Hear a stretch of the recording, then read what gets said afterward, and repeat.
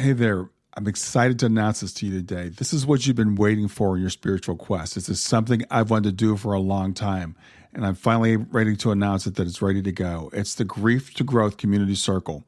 Now, this is a sanctuary where like-minded souls are united in their journey through grief and towards personal transformation. It's more than just a place. It's a beginning. It's a commitment to growth and understanding. Here you're finding not just a community, but you're entering a circle of trust and depth. You're going to engage with interactive coursework.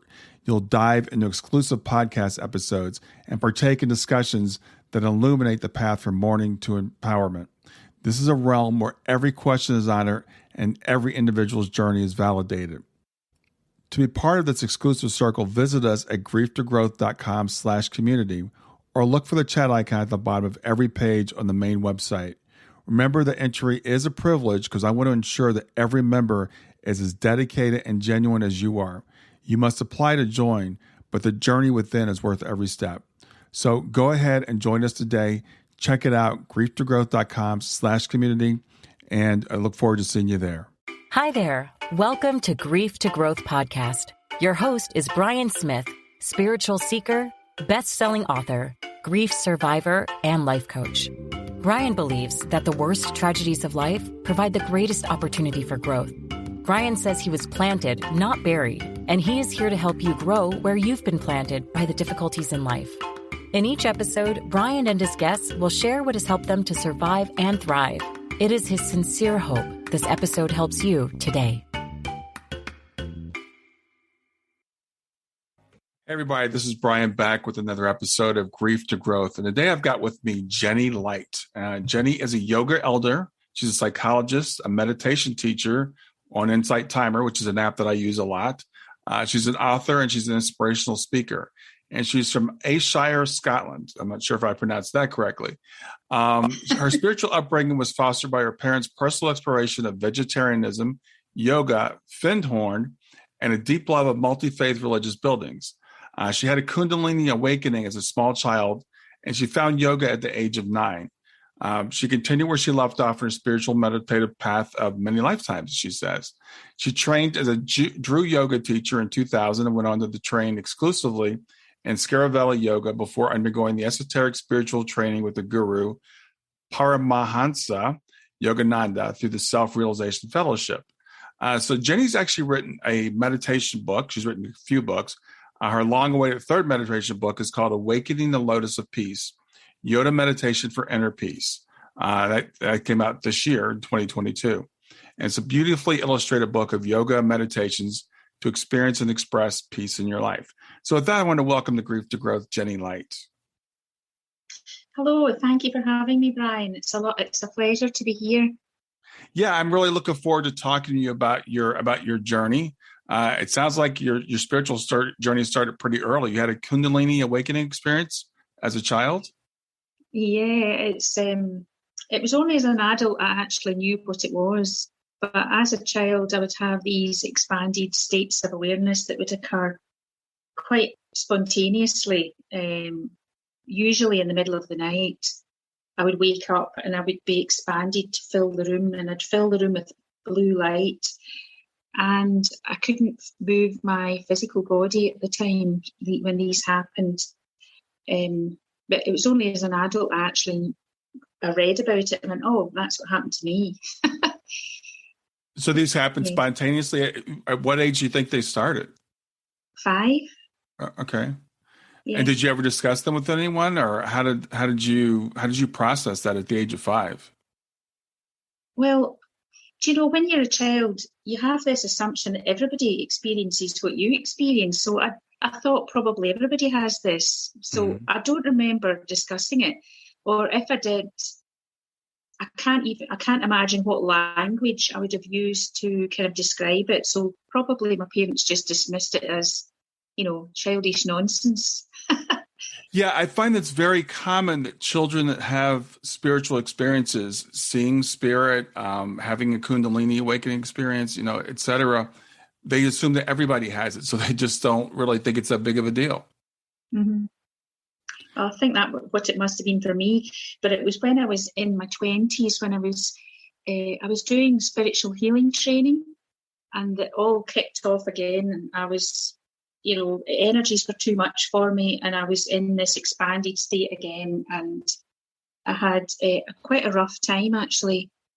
There was feeling of wanting to vomit, the world spinning. I couldn't come close to people because their energies set me off again. It was really quite tough for a few years. I get a lot of people contacting me via the internet, through my website, about their own experiences, and what worked for me is what I try and help people, so that if they are going through something similar, that they know that, first of all, there's a light at the end of the tunnel, i.e. that you will get on top of it at some point. And when it's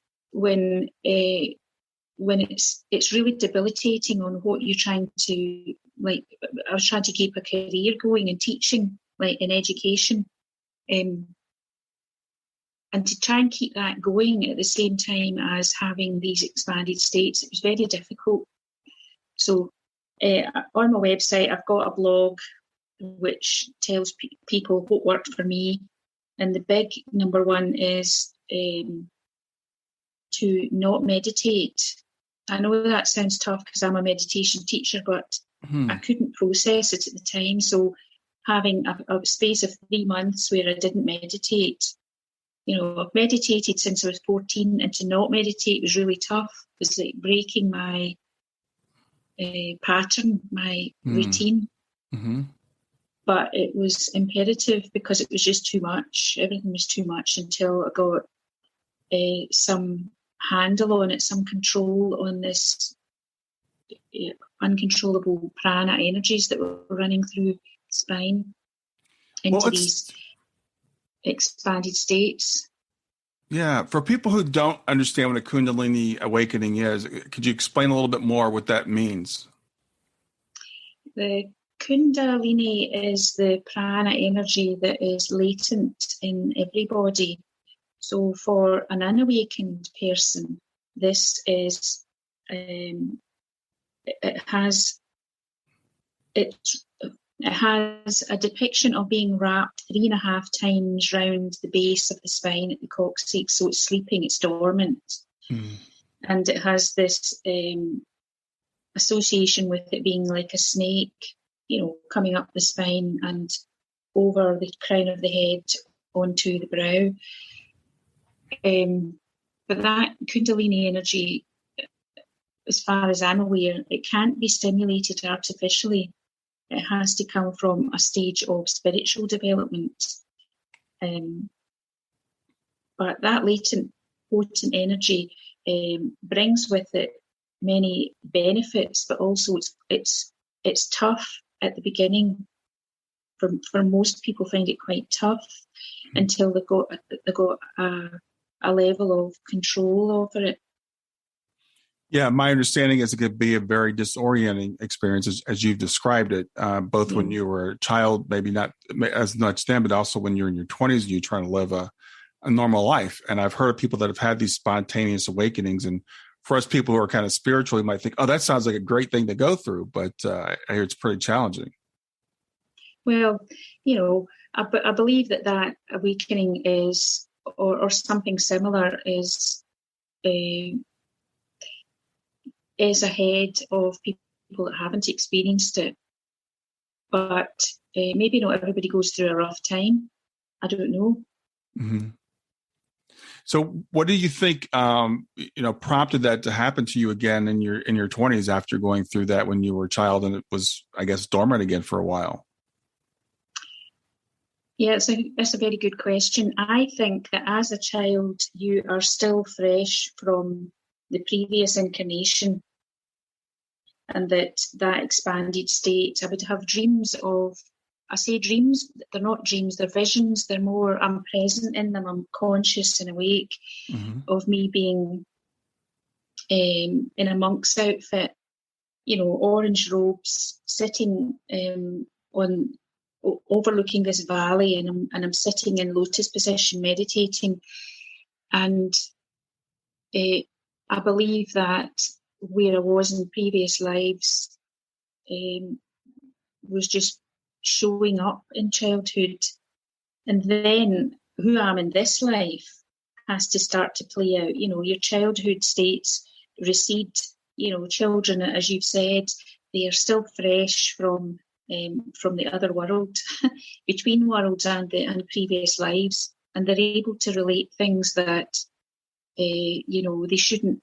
You would think if they were tabula rasa, blank slate, they wouldn't know these things. But children are not blank slates. They're old souls come into a fresh incarnation to have another crack at life and to find what the meaning of life is, really. Everyone's finding their way.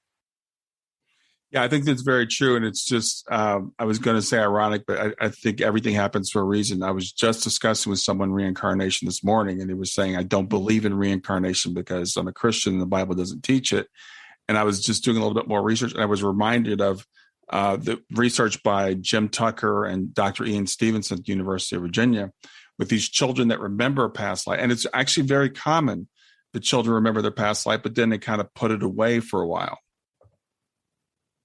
Yeah, I think it's a stage of brain development where they're still fresh, still wet behind the ears from previous lives, and then the brain development, takes over, and their sense of ego identity in this life takes over, and those past life remembrances, probably from the age of 6, probably people are starting to move into who they are for this life, their identity for this life, and the previous, rememberings from childhood get shelved, but they don't go away. They're just shelved for a bit.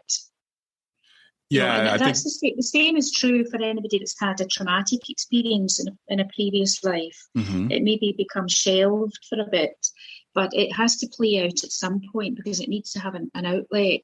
It needs to get release in this life, hopefully through some sort of healing procedure that they're going to be able to release that in this life. But I believe we come into this world with a primary agenda and possibly secondary ones. But the primary agenda is to know who you are, to find out who you yourself are. Why are you here in this life?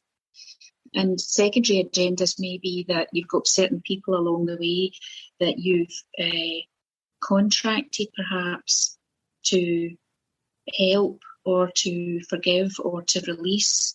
There's a healing process that's going on. But who knows? I won't know the full picture until I've got the full picture. Yeah, that's a really good point. And it's always, I think, interesting to discuss and think about reincarnation. And as I said, I debate this with people, and I was just formulating my response to this person. And I say the thing is, as long as it's not affecting you in this life, it's okay whether you believe it or not. But for some people, it seems to affect deeply. And sometimes doing these past life regressions and stuff can reveal something that's unresolved trauma from a previous life. That's true, yeah. I think we've got lots of opportunities to release those traumas from past lives. The spiritual healing modality was one where I took that on board because I felt drawn to it. But later I went on to use sound healing, the tuning forks, and I find they're very, very good at releasing trauma without any great detrimental effect on the person. It's not a case of coming in and spending, months and months or years in counselling. It's not really talking about the issue at all. It's just using sound, using vibration to lift that trauma out when the person's ready to let it go. Yeah, I think that's absolutely true. So you had these experiences when you were young, and then you discovered yoga. How did you discover yoga at the age of 9? My mum was doing yoga. Mm-hmm. So, it was very, very new in this. I'm talking here in the 1970, Mm-hmm. and it was very new, and churches didn't allow yoga. They thought it was Hinduism, at the time. So they didn't allow classes in churches. But my mum went along to a class, and she would come back and she would practice. And I fell in love with it there and then. I got a yoga book for my 9th birthday, and I never looked back. I begged and begged and begged to get to go to that adult class, and they finally allowed me to come in at the age of 14. And as I say, I never looked back. It was obviously, I feel so me, so grounded, so it's so right for me, the yoga path. Yeah, it's interesting. You mentioned that the churches didn't allow it. When I first started doing yoga, which was 20, 30 years ago, I remember someone in our church saying, "Oh, that's you can't do that. That's a bad thing. That's worshiping demons, or that's Hinduism, or whatever." So, what is yoga to you? What is it? Why does it resonate with you so much? Well, it's a good question. Well, for the majority of people, and for me as a child, it was putting your body in strange positions. It was assuming these contortions, if you like. But as I got older, through my mid-teens, it was actually the meditation that I was interested in. So I did my own personal practice every day of physical yoga, but it was the meditation that I felt most drawn to, at that, and the breathing. I must say, though, I had a chronic asthma as a child, so trying to do some of the breathing and some of the exercises themselves were quite challenging to me. Mm-hmm. But I grew out of all of that, and I think, to me, yoga is the path of finding yourself. So yoga, it means union, or union with the divine spark, and that divine spark is within each and every one of us. So it's actually we live in a world of duality, so it's hard to couch things in terms of unity when we perceive duality, as in we look out, there's them and us, there's me, and then there's all that is, that I can see, touch, taste, smell. All of that seems to be something other than me. So what we're seeking in yoga is that divine spark, which is ourselves, but it is also everything, all it is. Yeah. Now, I think, a lot of people, we think we know what yoga is, and we think of it, as you said, it's kind of like it's moved, like when you're the 9-year-old you. It's moving our body into weird positions. So it's kind of an exercise thing. And then some people think of yoga as almost a religious practice because, you're connecting with, in this case, my friend, you're connecting with Hindu gods, which is why it was a bad thing. But what is yoga meditation? So I haven't heard that term before. Stay with us. We'll be right back. Hey there, something I want to tell you about today. My podcast platform, Buzzsprout, has recently made it easier for me to allow you to support me financially. Go to www.grieftogrowth.com/subscribe. That's grief2growth.com/subscribe. And once you're there, you can sign up to support me financially. Now, you can do it for as little as $3 a month, or of course, as much as you'd like. If you do that, you'll get access to bonus episodes, and you'll see those in the regular feed. They'll have a lock on them. But when you become a subscriber, you'll actually get access to your own private feed, and you'll be able to listen to the regular podcast along with the bonus podcast for the subscribers. I want to thank you for listening. I want to thank you for sharing the podcast. And I want to thank those of you who support me financially. Have a great day, and on to the episode. Yoga meditation is it's techniques of using the breath to transcend the human experience into higher states of awareness.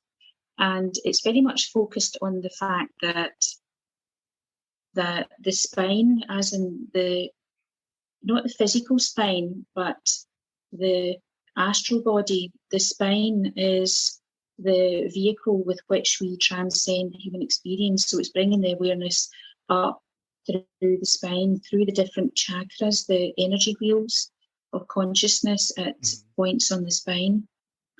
And that whole process that's the process of meditation. But meditation itself, there's the techniques, and then the meditation itself is just that immersement in the divine, in that oneness, in the peace, the love, the harmony that transcends all really language that we can really describe it with. But there's the process, which like verb, and then there's the noun, meditation itself. So it's in yoga, it's expressed as dharana, which is concentration, and dhyana, which is meditation proper. But in the wider world, these tend to be synonymous. They tend to be the same thing. But in yoga, it's not. Yoga is split into the different steps of awareness. But this all has to be grounded in making yourself a better human being, living the best human life that you can. So it's not treading on other people. It's being kind. It's being loving. All of the things that you would imagine, non-harming to others. And that also means not thinking but like judgmental, bad thoughts about other people either. It's just accepting people as they are, that people are living the best version of themselves that they can at the moment. Even if you could see that they could live it better, it's for them at that moment in time. Everyone's living their best version.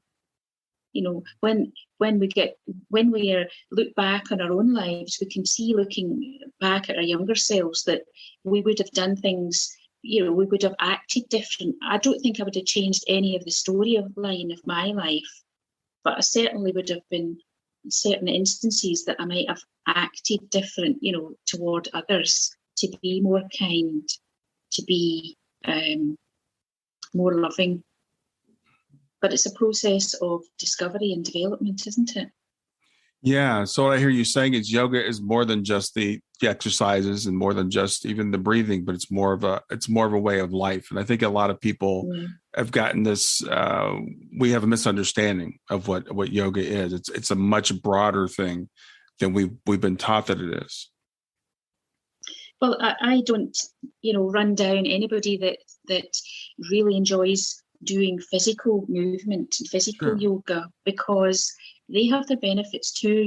They've been specially devised series of exercises that millennia ago were devised so that they would allow the body, the mind, the brain, the breath to become calm, and so that the whole point of physical yoga is so that then you can have a still body, a still mind, a still breath with which to then, be seated and come into quiet and meditate within.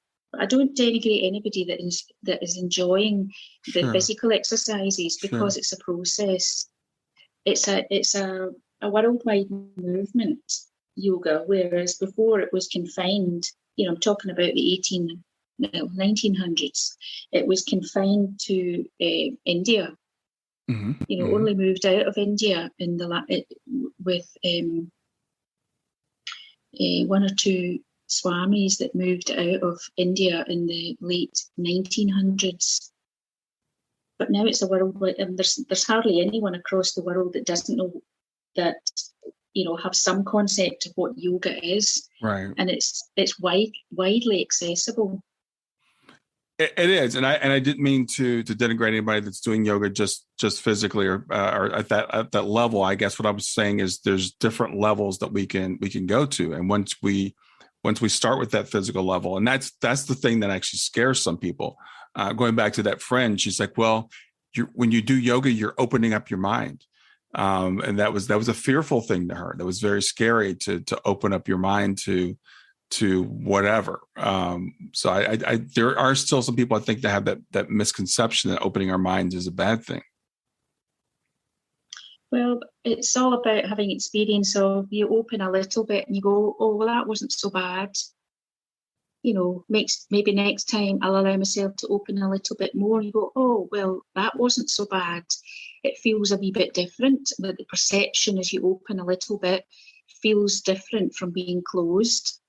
But incrementally, we become more confident to say, well, all right, well, the world didn't end. I didn't die. Isn't that bad? And so we learn a bit like a flower opening to the light. We open a little bit, and then as the sun sets, the flower closes again, and then it opens a little bit more perhaps the next day because it's allowing more brightness of spiritual light to come in. So we learn incrementally to open and close, and it's a process. Yeah, I think that's a beautiful image that you just gave. And, the thing is, I would go and I would do yoga after church. I would go to church and then I'd go do yoga. And I was telling this friend of mine, I said, to me, this is like a continuation of my worship. It's a continuation of the prayer that I'm doing when I'm at church. But the fear that people have, and it was really interesting. She's like, well, if you open your mind, demons can come in. And I'm like, but what if I open my mind and the Holy Spirit came in? Why? Or I get in touch with, as I know now, my higher self or my guides or, all these other entities that are there. It's not just it's evil, but that's the fear that people have sometimes when they hear the word, yoga, or they hear even meditation. Well, I mean, whatever we fear, we draw towards ourselves. That's the sad thing, that whatever we think, we then draw towards us. So if that is something fearful, then we're drawing that towards whatever we fear towards us. I would say for those that were struggling with fear, is just to pray, because prayer leads us into that higher states of consciousness. It leads us into a safe place. So if you're Christian, then you might be praying to Jesus to support you, to guide you, to envelop you in love. This is non-denominational. Whatever words whatever would be your go-to, whichever deity or personage, saintage that you would like to support you, prayer will take you there. Then there's no need to fear. Right. So I know you speak about meditation. So why do you think meditation is important? How does meditation help us? Well, I think without meditation, we would just continue to be a human doing, like a robot going from A to B. We're not breaking the cycle of constant activity in the day. But with meditation, we break that. In many circles, it's this world is delusion. So what seems to be the story of this life and what seems to be so real is not reality. But when we come into a quiet state within, we actually start to touch not that busyness, not that constant activity. We actually start to touch the quiet, a calm within. And those states of calm then will build into deeper states of peacefulness, of feeling a peace and harmony that not only is within but around, a peace that extends everywhere. And I think meditation is important because in our busy lives, we need to use a circuit breaker to come into those moments of calm, with which we can then make more informed, more intuitive, better decisions, about what's happening in life, things that we need to make changes or make choices in, that we come into that quiet within So then it impacts on how we live our lives. Without that, we're just continually doing. Yeah, I think a lot of times in our society, we're actually addicted to that doing. And I love your phrase of, you become a human doing as opposed to a human being. We don't even know who we are, and we're so uncomfortable with ourselves that the thought of sitting with ourselves and our own thoughts for 5 minutes terrifies some people. Stay with us. We'll be right back. Hi there. I'm really excited to tell you about my latest ebook. It's 4 lessons that you can learn from the near-death experience without going through all the trouble of dying to learn them. I've been studying NDEs for several years now. I am completely convinced that not only are they 100% real, but that there's some very universal wisdom that we can get from the near-death experience. And I've distilled that down in this book into 4 short lessons. And I've also given you all the reasons why I believe that NDEs are absolutely real. So go to www.grieftogrowth.com/NDE lessons to pick it up for free. www.grieftogrowth.com/NDE lessons. I hope you enjoy it.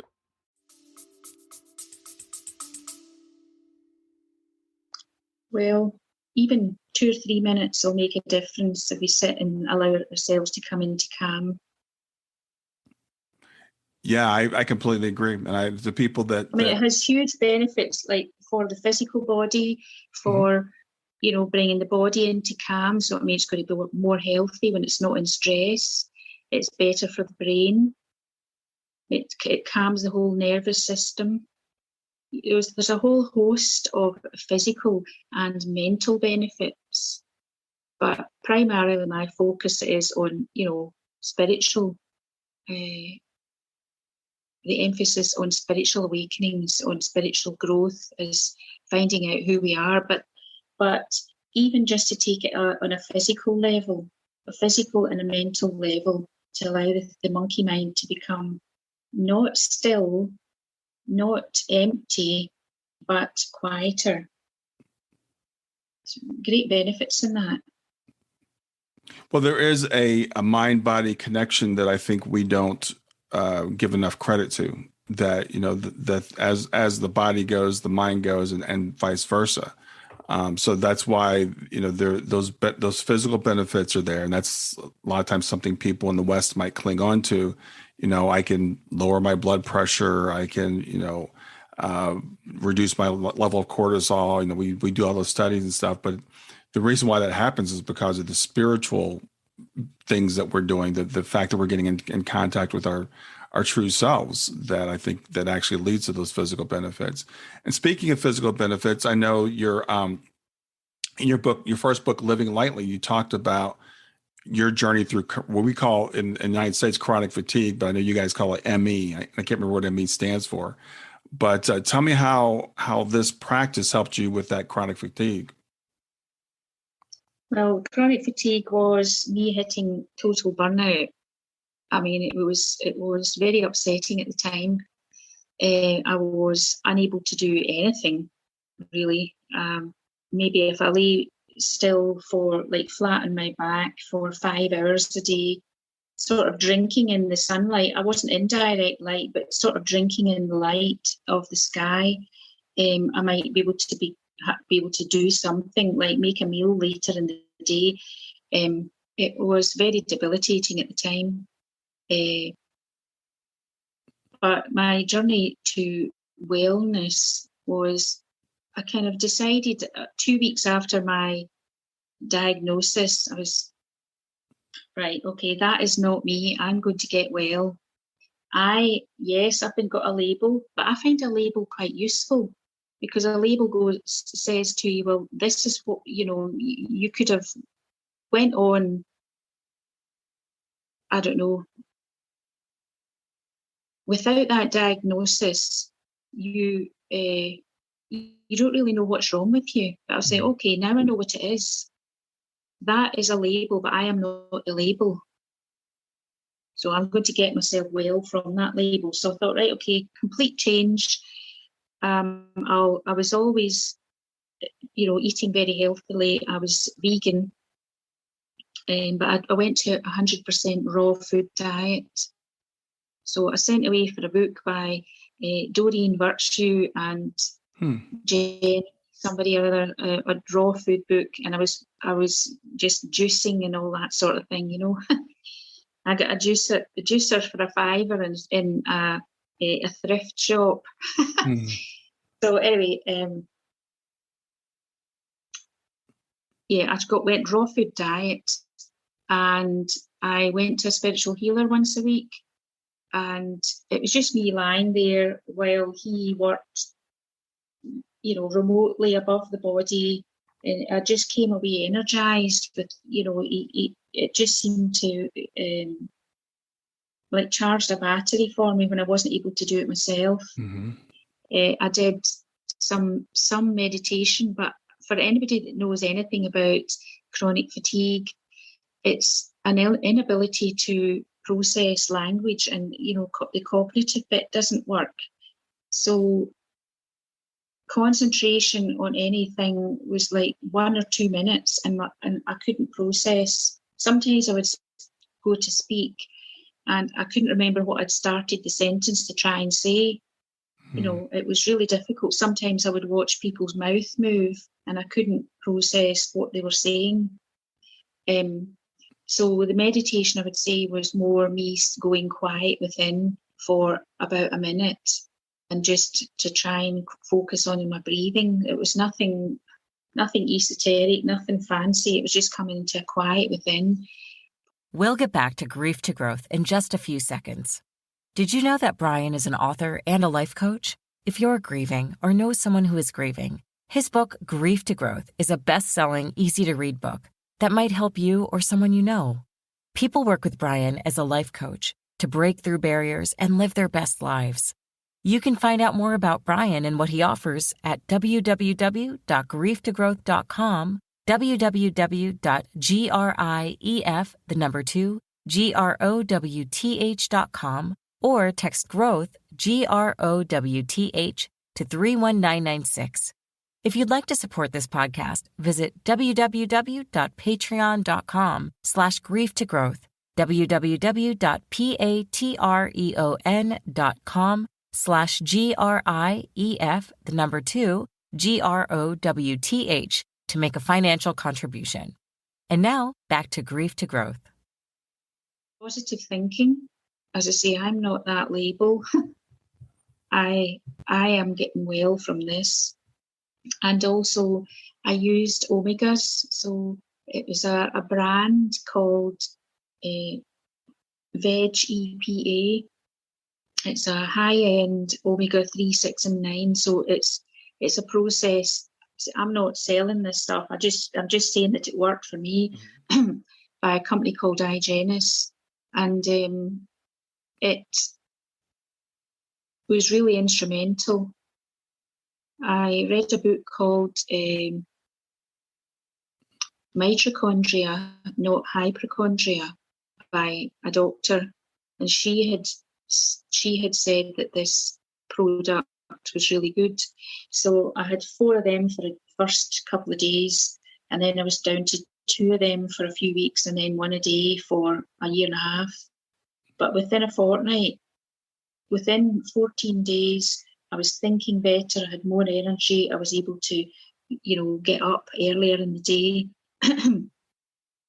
The sense of vertigo would kind of leave me by maybe about 12 o'clock, midday, and then I'd be able to do something in the afternoon. But it was a whole process, which, you know, as you said, I wrote about in my first book, Living Lightly, A Journey Through Chronic Fatigue Syndrome / ME. It was, I've got lots of tips on how to cope with other people's energies. And you feel everything so strongly, how to cope with the fact that electrical current running through, you know, a phone charger, I couldn't be in the same space as electrical equipment. Or in some occasions, if there was electrical wire running through the wall, I couldn't put myself close to it. So, I mean, there were strange things like that. And very, very sensitive to sound. I mean, very high pitched sound that nobody else can hear. So yeah, I've got how to cope with these things, tips that work. Yeah, that's great. You said a lot of really good, interesting things there. I love what you said about, like, getting the diagnosis, because that could be a dual-edged sword. It's like, before you have a diagnosis, people think, oh, there's just something wrong with me. I'm crazy, especially with chronic fatigue. There's a lot of that's all in your head. It's not a real thing.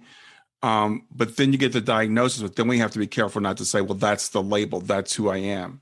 It's like, so now well, this is what I have, but that's not who I am. I love the way that you said that. I don't have to accept this.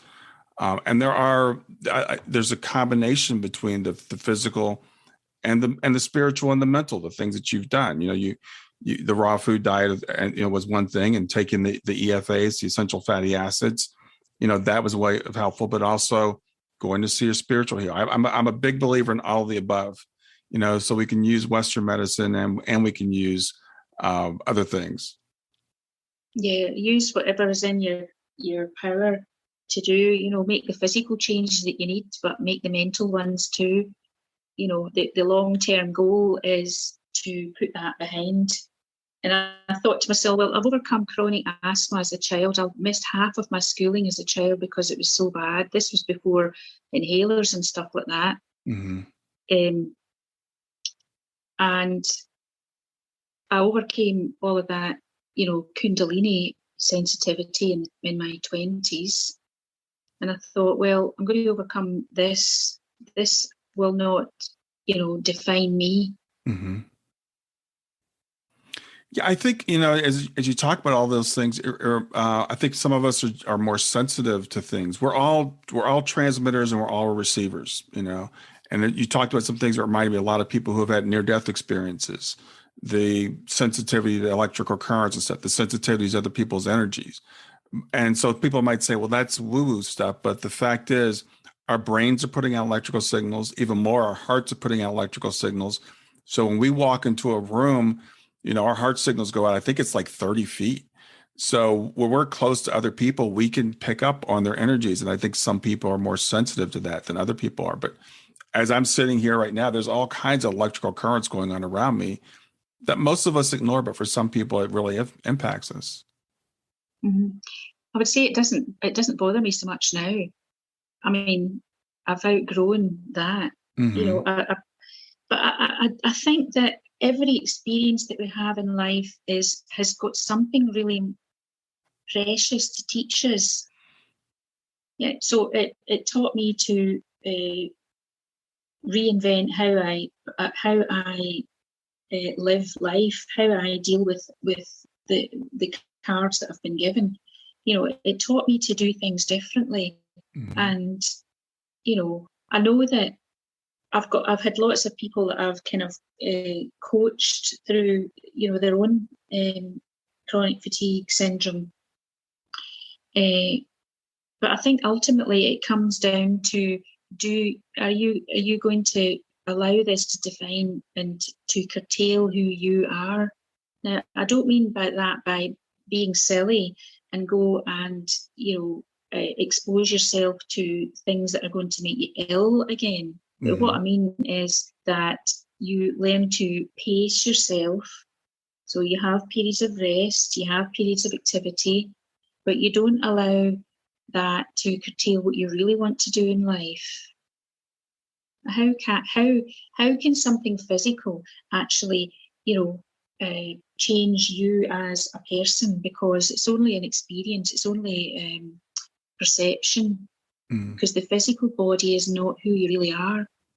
Yeah, I think that's the key to everything. That right there, the physical body is not who you are, and that's I believe that, and that's the thing about the practice that you're talking about, the meditation, the yoga meditation.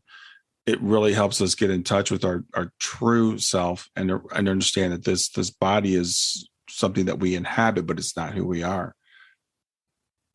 Yeah, it's the perfect vehicle for what you or everyone without you. The vehicle that you have is the perfect vehicle with all its flaws, with all its difficulties, with all its strengths, the perfect vehicle for which you to learn the lessons that you are as a soul, as an individual soul, need to learn. Wow, that's really interesting you said that, because I was listening to a guy the other day. He has memories of being in between lives. And he talked about having the veil put on as he came into this world. And he described a way I'd never heard before. He's like, the veil is custom made for you. It's like, it's not like it's just one size fits all, slips on everybody. And I've always thought, I'm not always, but recently I've been thinking that the body is the veil that we talk about. So I just kind of put those two things together. It's like, you're right. This is the perfect vehicle for us, but it's that veil of forgetfulness. It's that thing that as you said, as a child, we still, that real us is still leaking through, and we have those past lives memories and stuff. But when we hit about 6, our ego pushes all that out, and then we forget. Yeah, but not everybody is forgetful of who they really are. I mean, masters come in and they're fully aware in the womb. They're fully aware as a child, and they don't lose it. Mm-hmm. So not everyone goes through the veil, but that forgetfulness is actually for our benefit, because if you're having a fresh start, a fresh stab at life, as in this incarnation, you're not going to be held back by, maybe traumatic events that have happened in a previous life, because you don't remember them. You perhaps have some residual fears and all that sort of thing, but you don't remember the events, and that's actually a kindness. Yeah, well, the thing is, I've heard people say, if we could remember everything, especially if we could remember where we came from, we wouldn't be here. We wouldn't stay here. It's too hard. So that's one of the reasons why we forget, is because it's like we think this is it. This is reality. So I have to deal with it. And if you did know that, and this guy was mentioning, he talked about being incarnated a couple of times, and I guess the first time, one of the times he remembers, they put him in the body in the womb, and he's like, they started to put the veil on. He's like, no, I'm out of here. I'm not doing this, because that sense of separation was just too much for him to deal with. So I think we take this on, as you said, the forgetfulness is part of the plan. Yeah, I think at some stage we won't need that forgetfulness, but it's kindness. When we move into this life, it's kindness. I want to talk about your current book, Awakening the Lotus of Peace, Yoga Meditation for Inner Peace. That's a very ambitious title. So what does inner peace mean to you? And is it something that we can achieve? Well, I think inner peace is who we are. It's not, I don't think it's so much a case of achieving some unachievable goal. It's by meditation, coming into that quiet and realizing that we are that inner peace. We're awakening that awareness, that knowledge within us, that this is who we really are. And all the rest is just simply Maya, delusion. Yeah, I think that's beautifully said. Because I think that it's about remembering. It's about recovering. It's not about becoming. And I love that. It's just what you said. It's not about achieving inner peace. It's about finding it. It's about finding that it's already there. It's in there. It's interesting because in my experience, the heart has many veils, and that our stages of development are going through different veils of separateness in the heart. The heart is the perception that you are separate from I, as myself. That there's this that there's you, and then there's other beings. There's you, and then there's God, or the Great Spirit, or whatever you would like to term. But the heart, the more that you meditate and the more that you practice becoming open and let go of those traumas, those fears, those instances where there's a tendency to blame others for all of your difficulties, or to or there's a feeling of guilt that you're to blame for everybody's difficulties. We let all of these things go, and each meditation can be a lovely handing over. In my early days, I used to use my hands, and when I was coming into meditation, I would imagine that I was scooping something out of my heart and physically use my hands to hand it over. Like, this weight I give thee, is not I. This weight I give thee. It's just letting go. The process is always about letting go. It's about surrendering, letting go. And the veils start to fall off the heart until it's just this huge, open, loving generator. Yeah. So, in your book, it's described as a spiritual workbook of yoga practices. So, what types of practices could we find in the book? Well, I've got, most of them are breath techniques, so easy breath techniques. I like to talk in simple, everyday language. I don't like to couch whatever I've got to say in fanciful or elitist language, but something that everyone can touch. So simple. Because you change the breath, you change the brain waves, you change the state of consciousness in that order. So there's different breath practices throughout. There's a little bit about physical yoga, because for some people they've got a very, restless body. It's fidgeting. They can't sit still. So physical yoga has its place. So using a few well-chosen yoga postures just to try and get the body to ditch its restlessness so that you can then sit for a few minutes. There's quite a bit about introspection. So maybe we're looking at issues that you might have around guilt. There's a whole chapter on the doshas, the 6 deadly sins, as it were, that's to do with the sacral chakra. So that's looking at deceit, pride, lust, greed, guilt, and hate. And it's about having an introspection, going into quiet, into meditation, and asking yourself key questions about this. How much of that am I holding on to, and can I let it go? So I think the first thing really is to realise that there's some aspect of yourself that is holding on to something that's weighty, and then just to release it, to make the decision that this is the time. I can let this go now. This doesn't define me. It may be I allowed it to define me maybe earlier in this life or previous lives, but I'm not allowing it to define me any longer. I see that it is not me. It's really about deciding or finding out which of my thoughts and actions are defined by the ego consciousness, that false self, and which are by my soul or higher self. And we can feel by the weight or the type of thought dialogue that you might have with yourself, whether it's ego consciousness or whether it's soul consciousness. Soul consciousness always comes with a sense of feeling good. There's a lightness. There's a sense of rightness with it. And the ego consciousness always comes with doubt or fear. So we weigh up, is this me? If it's not me, then I can hand it over and let it go. So we're talking a lot of meditations.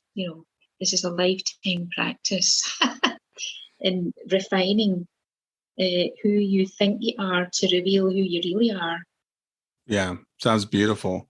So in terms of meditation, how often should people meditate, and how important is it to be persistent in meditation? 100% important to be persistent. Some people have different times in the day that they meditate, but I would recommend that early in the morning, before the world is really busy. I'm talking about energies here because, for those of us that are sensitive, we can feel when the ethers become quiet. That's a more conducive time to meditate than in the middle of the day when people are. I'm talking about people that you don't even know. They could be, miles away, but still you feel that frenetic buzz of their mental activity. So it's quieter. The ethers are quieter in the morning or even in the middle of the night. But I'm not suggesting anybody does that in the beginning. But choosing a time that's suitable for yourself. Some people, they can't manage that, so it has to be evening. But I find the mornings are where you have come fresh. The soul has had a rest, to say you've had sleep. So the body, the mind wakes up. It has a freshness to it. So there's a kind of clean slate, a new day to start. But really, every breath is a fresh day, a fresh do-over, a fresh start. So you don't need to think that, I've missed this morning. I haven't managed to meditate, then I'll have to wait till tomorrow. No, just make the decision that I'm going to sit down now. I've got 20 minutes to myself. There's nothing going to be happening in this 20 minutes that's really be imposing on me. Mm-hmm. So I'll sit down and I'll choose this 20 minutes to just sit and be calm. So when I ask you how often should we meditate, I think a lot of people think in terms of daily or weekly. It sounds like you're saying several times a day. Well, I would say daily. Yeah. But basically, don't limit yourself. If you think you've missed a day, just make sure you meditate the next day. I'm trying not to be prescriptive because it's a bit like making a New Year's resolution. It's very easy to, people get to the third week in January and they've broken the resolution. Don't be worried about that. Just do it. Yeah. I think for me, I like having measurements. So we talked about Insight Timer and I know you've done some meditations on there. I love Insight Timer. I've used it for years. I've actually just switched to something else now recently, but I've meditated every day for like 4 years in a row. Because it would tell me what my streak was. And so that actually worked for me. But I tell people now, for me, meditation is kind of like brushing my teeth. I would not get up and go a day without brushing my teeth. And your mind it's like, you've got to keep it clean. You've got to do that meditation. And it doesn't have to be, 30 minutes at a time or an hour at a time. You can meditate in 3 or 4 minutes, if you've got time during the day. Absolutely. I try and encourage people to, if they've got 20 minutes or they've got 2 minutes, make that 2 minutes your own. It's like for those 2 minutes, you carve out a space in the ethers, push away the world for those few minutes, either side, front and back, beneath, above. Carve yourself a bubble of time and light and just meditate for those 2 minutes that you've got. Make them count. Yeah, I love you're not going to get those 2 minutes back. What else were you going to do in those 2 minutes? Scroll through Instagram. Yeah, well, and you can actually reset yourself during the day. When you're having that hectic day, as you said, even if you're working in an office, sit at your desk, close your door if you've got a door, close your eyes for 2 minutes, do some deep breathing.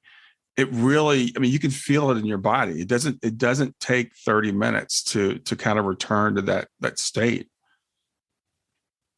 No, it's very, very quick to change. Make the decision that you're going to have those couple of minutes to yourself. Change the breath.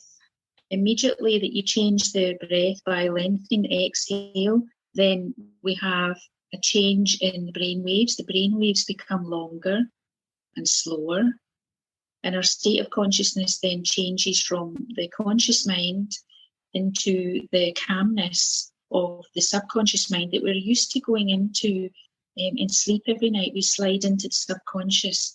I'd say that my number one tip in meditation would be to not let your concentration glide into the subconscious without some control, because it'll just wander away into a state of drowsiness. Mm-hmm. Meditation is about being alert and awake, not becoming sleepy or drowsy. So it's to make sure that you go through that bottleneck, if you like, of the subconscious mind into the superconscious mind beyond that, which is calm and awake and alert.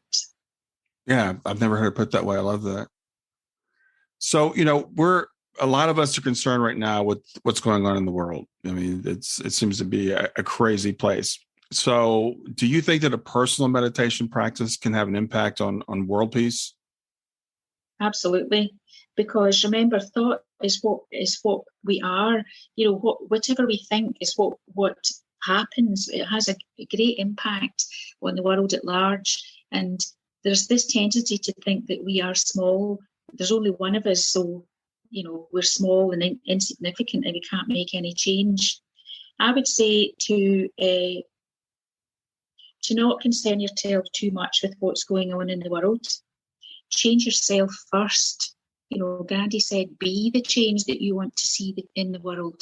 So that means that you do your meditation practice and you do the kindly acts that you can, but make your parting, the end of your meditation practice, make it so that you are sending out your waves of peace that you gained in meditation, that you've dropped into, that you've tuned into, shall I say, that you send those waves of peace out into the world without any thought of who they might affect or what they might affect. Just send them out anyway, and you won't be alone.